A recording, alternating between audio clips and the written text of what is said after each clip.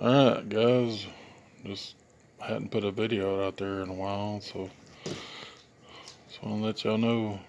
Well, that's Big Benny in the background. Gonna give a little update on what I've done in my truck or my rig. I've used it, you can see. We'll start off with, of course y'all see that big neon green. That is a kinetic tow strap, or a kinetic winch by DSM Off-Road. And then I also got a little thing, it's a tow rope or a tow hook, but I mounted it so it'd do that. And then I made this, if I'm towing somebody, I can pull this down and I can hook to it and everything, and then I got holes here for that to hook into if I'm towing to.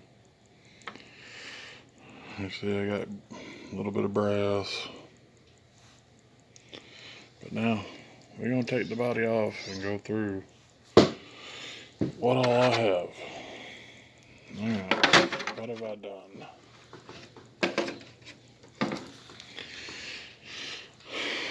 I put a new front bumper on it, and it's a chassis mounted bumper. You know, like it had some like eyelets out here that you could put D-rings in. I cut them off. You know, I wanted it to be smooth and everything. And these bars, I ain't gonna lie, I got an idea for them. We're gonna figure that out. I have a Reese 555 servo that running at 7.4 volts. It's supposed to be like 500 ounces of torque steering left to right. You know, and as you can see, I have a good amount of steering. So that will help. And I ain't gonna lie guys though, the Reese 555, it's a good servo, but it's dated. He makes a hell of a lot better stuff now. I mean, like he's got like a raw 500 that runs at 6 volts at like 500 ounces, I'm gonna say.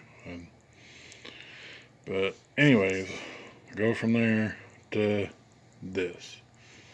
These are Cemex body mount posts, shock mount posts, whatever you want to call them. I got these because look how beefy they are. With 500 ounces, you gotta have something that's gonna hold. And this is what holds the panhard bar. That was plastic from Traxxas. Plastic stock. This was. Look how beefy it is. That's not gonna flex no more. Alright. Other than that, front axles, they're racing. They're aluminum. I have overdrive and what is it? It's spooled. There's no more locking or unlocking in the front. It's always locked. So these front tires always turn. And see, I got the brass on here. These are still plastic. And then I have brass chubs or C-hubs on both sides. I have a brass bumper mount that I moved the servo from here, that's where its stock location was, to here, which is the winch servo mount. But then I did that and I put my steering arm there and reversed the steering, and nothing gets in the way. Everything compresses good. And then you see my shock keys, you know, always playing with getting it low with flex and everything. These are Endura wheels and tires. They are the rock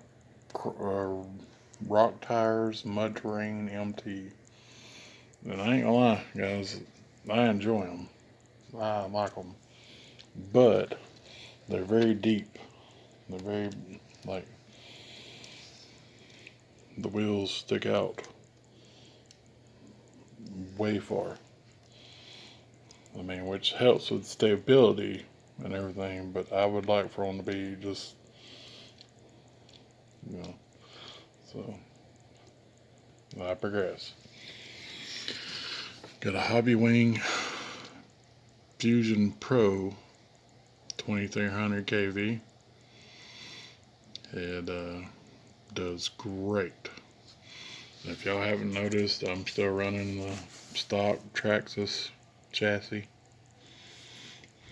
This is my speaker box or motor simulator. You know, I mounted it back here to give a little weight on the butt end of it. You know, that way it ain't too far biased. This right here lets me, this little thing right here with my remote, which is the RC6GS version 3 7 channel, it will tell me how low my voltage is on my remote.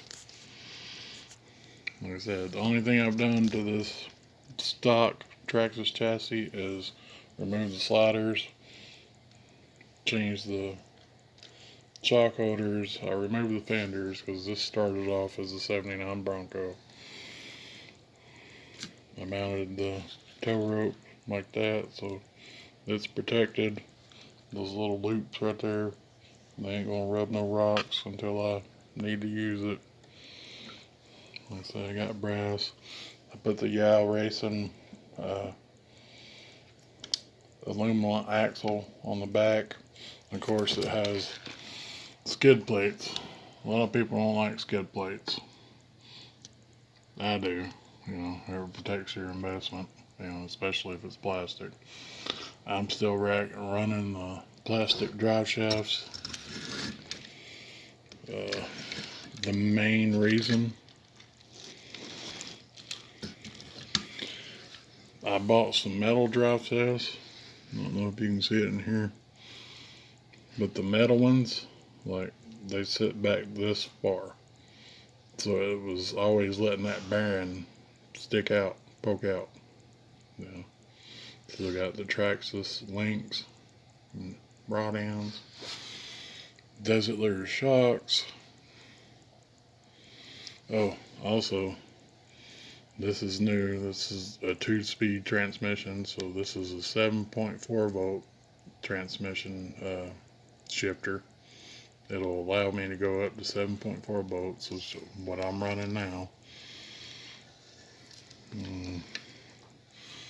This right here, when I moved it from the stock location to here, this was supposed to be a drain plug, like if you got any water in it and everything, and it's a rubber, so that was too short. Then I don't want to move this whole box and everything, so I just cut a little slit and run it in and plugged it in. Gotta clean up this wire mess. This right here is actually my antenna. I shortened my antenna. And to shorten your antenna, do not cut this wire, because the whole wire is your antenna. You shorten your tube, run the antenna in there as far as you can, and then hide your wire. This radio that I got and receiver, it's actually got another antenna right here that I need to put a cap on and hold it there. Also updated to, this is a locker, and it locks or unlocks the rear differential from just a button. This is where the front locker went, but I spooled the front end, so it's always locked. So now I only have to have 2 servos, the shift servo and the rear locker. And like I said, I overdrive the front so it spins faster than the rear, and it's always locked, which is great for crawling. For like speed runs, I would not recommend it. But guys, that's my update on my truck. Strap works good. Speaker simulator, a lot of people don't like that. It sounds like a big throaty V8. I like it. I don't know. It gives a little bit of realism to me. But other than that, the next step is this right here. I got an Endura LCG carbon fiber chassis. And I'm going to end up swapping all that over to this. So that's my update on my crawler, guys. I know this video was long. I don't edit. I just do one shots with my cell phone, and I hope y'all like it. I hope y'all enjoy it, and leave me some comments. Let me know what you think. Peace out, guys.